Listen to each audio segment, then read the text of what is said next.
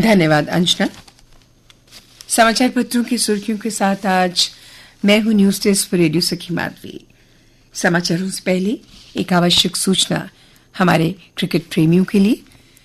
United states और West Indies में आयोजित आईसीसी T20 विश्व क्रिकेट कप के अंतर्गत आज भारत और बांग्लादेश की टीमों के मध्य एंटीगुआ के सर विवियन रिचर्ड स्टेडियम में खेले जाने वाले मैच का आंखों देखा हाल शाम 7:30 से लेकर मैच की समाप्ति तक हम आपके लिए आकाशवाणी दिल्ली से रिले करेंगे, जिसे आप हमारे इसी चैनल मीडियम वेव 303 मीटर अर्थात 990 किलोहर्ट्ज, DRM 981 किलोहर्ट्ज और FM 100.3 मेगाहर्ट्ज पर सुन पाएंगे।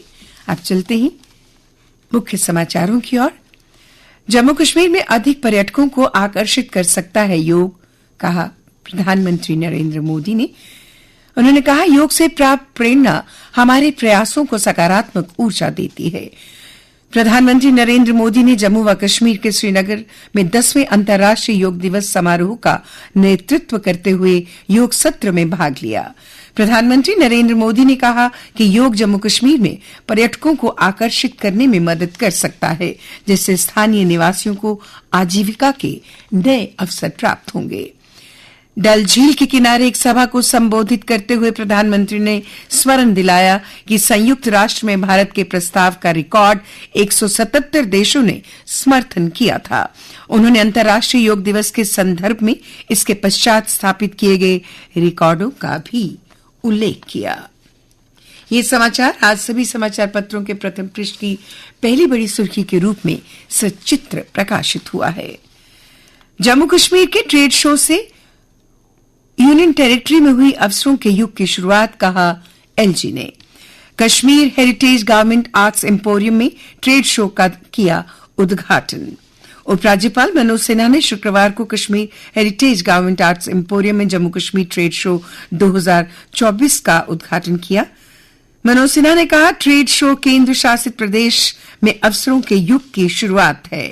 ये प्रदेश में जीवंत व्यवसाय और व्यापार तंत्र बनाने, वैश्विक बाजार में जम्मू कश्मीर की सांस्कृतिक व कलात्मक विरासत को नई पहचान देने की प्रतिबद्धता है। उन्होंने हस्तशिल्प, हथकरघा, कृषि और बागवानी के विभिन्न क्षेत्रों को बढ़ावा देने के लिए उद्योग एवं वाणिज्य विभाग और जम्मू कश्मीर व्यापार संवर्धन संगठन JKTPO के प्रयास की सराहना की। जम्मू से सीधे वैष्णो देवी भवन के लिए हेलीकॉप्टर सेवा 25 से। श्रद्धालु 15 से 18 मिनट में जम्मू एयरपोर्ट से भवन मार्ग पर पंछी हेलीपैड पर पहुंचेंगे। देश विदेश से आने वाले भक्तों को मिलेगी सुविधा।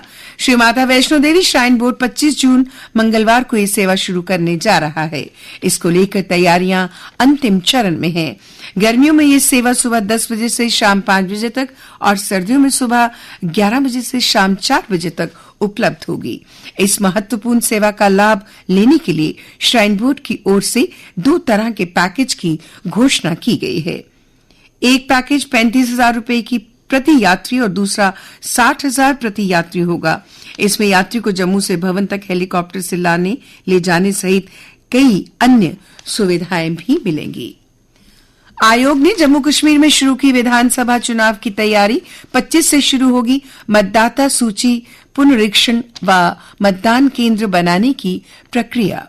लोकसभा चुनाव की बड़ी जिम्मेदारी से निवृत्त हुए निर्वाचन आयोग ने अब केंद्र शासित प्रदेश जम्मू कश्मीर, हरियाणा, झारखंड एवं महाराष्ट्र में विधानसभा चुनाव कराने की तैयारी शुरू कर दी है।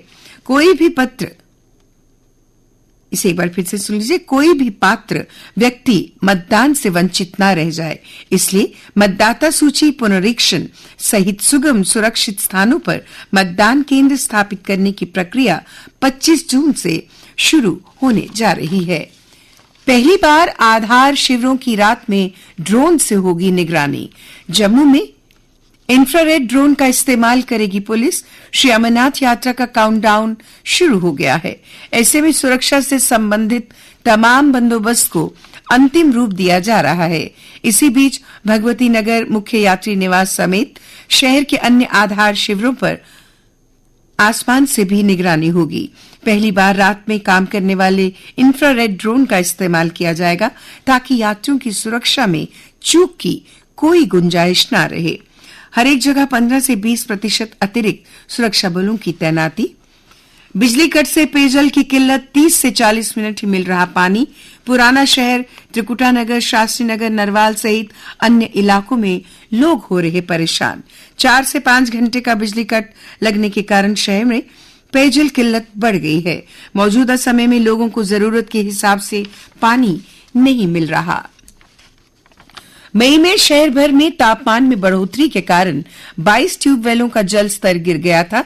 यहां से अब से 70 से 80% पानी की ही आपूर्ति हो रही है। इस कारण भी त्रिकुटानगर, शास्त्री नगर, नरवाल, ग्रेटर कैलाश, भटिंडी, सुंजवा, सतवारी इलाकों में 30 मिनट ही लोगों को पानी मिल रहा है। इसके अलावा पुराने शहर में बिजली की आंख मिचौली के कारण जुलाका मोहल्ला, कनक मंडी सहित अन्य इलाकों में पानी की आपूर्ति 40 मिनट ही हो पा रही है। भगवती नगर, राजपुरा, चुंगी, जानीपुर इलाकों में भी पेयजल की किल्लत से लोग परेशान हैं। और अब अन्य समाचारों के साथ मेरी सहयोगी वंदना। धन्यवाद। डोडा में आतंकवादियों को शरण देने के आरोप में 3 लोग गिरफ्तार। हाल के हमलों में शामिल पाक आतंकियों को पैसा लेकर उपलब्ध कराया था भोजन। रंगमंच निर्देशक और पीर पंचाल के अभिनेता विशाल पहाड़ी को रंगमंच और कला में उत्कृष्ट सेवाओं के लिए राउरकेला, ओडिशा में प्रतिष्ठित राष्ट्रीय पुरस्कार सम्मान 2024 से सम्मानित किया गया। सुप्रीम कोर्ट का नीट काउंसलिंग टालने से फिर इनकार, एनटीए केंद्र से मांगा जवाब। शीर्ष अदालत ने कहा, काउंसलिंग प्रक्रिया आसान मामला नहीं। गर्मी से 150 प्रमुख जलाशयों का जलस्तर घटा, 21% बचा पानी। बिजली चोरों पर नकेल कसने के लिए अब रात में भी छापेमारी। फीडरों पर लोड की समीक्षा करने के लिए बिजली निगम की टीमें गठित, अभियान तेज करने के निर्देश। अमरनाथ श्रद्धालुओं के लिए जम्मू में 30 जगह रुकने के प्रबंध। यात्रा रुकने की स्थिति में ठहर सकेंगे करीब 10,000 श्रद्धालु। जिला प्रशासन ने प्रत्येक विश्राम गृह के लिए बनाए नोडल अधिकारी। बांग्लादेश की प्रधानमंत्री शेख हसीना 2 दिवसीय यात्रा पर भारत पहुंची। शेख हसीना के साथ प्रधानमंत्री मोदी आज करेंगे द्विपक्षीय वार्ता। और अब खेल समाचार। दक्षिण अफ्रीका ने T20 विश्व कप के सुपर 8 में गत विजेता इंग्लैंड को 7 रन से हराया। दक्षिण अफ्रीका की ये इस विश्व कप में लगातार 6ठी जीत है। और अब मौसम का हाल। बारिश से प्रदेश का मौसम खुशनुमा, 8 से 11 डिग्री तक गिरा पारा। जम्मू कश्मीर में आज और कल भी बारिश के आसार। 24 से 28 जून तक फिर तपेगी मैदानी इलाके। कल का अधिकतम तापमान 35.6 डिग्री सेल्सियस और न्यूनतम 24.8 डिग्री सेल्सियस रिकॉर्ड किया गया।